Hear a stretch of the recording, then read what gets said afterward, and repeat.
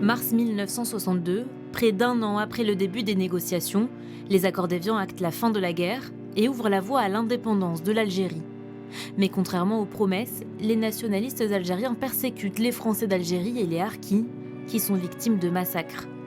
Des militaires désobéissent aux ordres hiérarchiques et rapatrient entre 90 000 et 100 000 supplétifs de l'armée française. Le départ se fait depuis la capitale Alger jusqu'au port de Marseille, où ils sont redirigés vers des camps au sud de la France, comme celui de Rivesaltes. Nous, on est arrivés en 62, on est arrivés à Rivesaltes. Après, je sais que on est resté à Rivesaltes pendant peut-être presque 2 ans, peut-être, je pense. Voilà, Morphy est âgé de 7 ans lorsqu'il est contraint de fuir avec son père, engagé dans les forces Arka. Comme il était obligé de fuir, il n'a pas pris grand-chose, quoi. Parce que je sais que moi, en Algérie, j'étais à l'école. Et il est venu me chercher. Et puis le soir, on est parti. Et c'est là que, il a été obligé de laisser ma mère et mon frère et ma sœur. Parce qu'ils sont partis un peu plus loin, mais c'était montagneux. Et l'armée n'a pas voulu y aller parce que c'était dangereux, quoi, d'avoir une embuscade, quoi. En France, les communautés sont dispersées sur tout le territoire. Cette sociologue, fille de Harki, a mené la première étude sur le sujet. On a dit il faut les intégrer. Alors, pour les intégrer, on ne va pas les autoriser à se reconstituer en groupe. Il faut faire éclater. Alors ça, je l'ai constaté. 1/3 de berbères, 1/3 de chaouis, les deux sont berbères, et 1/3 d'arabophones. Ah bah oui, mais pour reconstituer une unité, c'était quasi impossible. 1 millier de personnes arrivent alors en Picardie, à Amiens, à la Citadelle, ou encore dans celle de Doulan. Cet ancien soldat harki est arrivé à l'âge de 29 ans à la Citadelle d'Amiens. On était traités comme des prisonniers. Quand on est arrivé dans le camp, il y avait des barbelés. À l'entrée, des barbelés et des militaires, alors que nous étions soldats. La France nous a ramenés et après elle nous a abandonnés.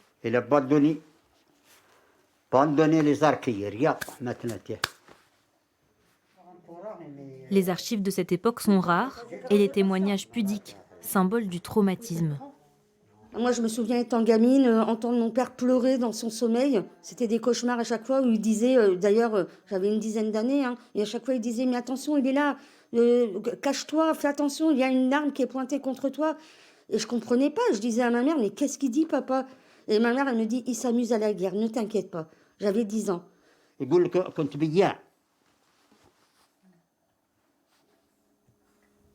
Vous avez envie d'y retourner ? Oui, parce que encore j'allais de la famille là-bas. Il n'a pas le droit de tourner parce que s'il veut tourner là-bas, il va là. Il soit là, je rentre au prison là-bas, il soit là, il met tout. Si, madame, c'est difficile, c'est difficile.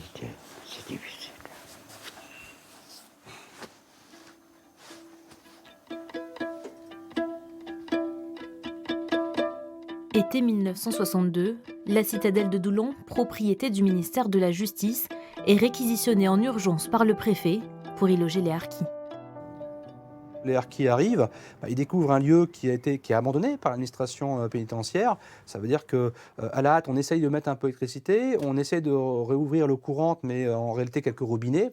Et puis, ça veut dire concrètement que les personnes, pendant plusieurs semaines, sont à terre, dorment à terre, sur le plancher bois ou sur le sol béton.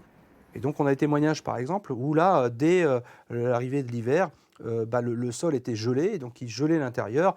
Et on peut remarquer de façon objective, puisqu'on a regardé aussi les naissances, les décès, etc., qu'on a effectivement toute une liste de décès, notamment chez les enfants et les personnes âgées, au moment de l'hiver.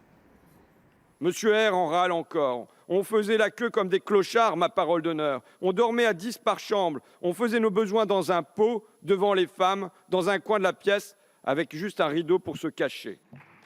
Le 23 février 2022, l'Assemblée nationale reconnaît le caractère indigne de l'accueil des harkis dans les camps fermés.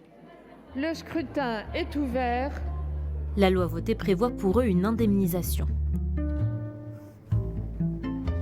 Le député de la Somme, Jean-Claude Leclabar, demande alors à l'association de la citadelle de Doulan une enquête.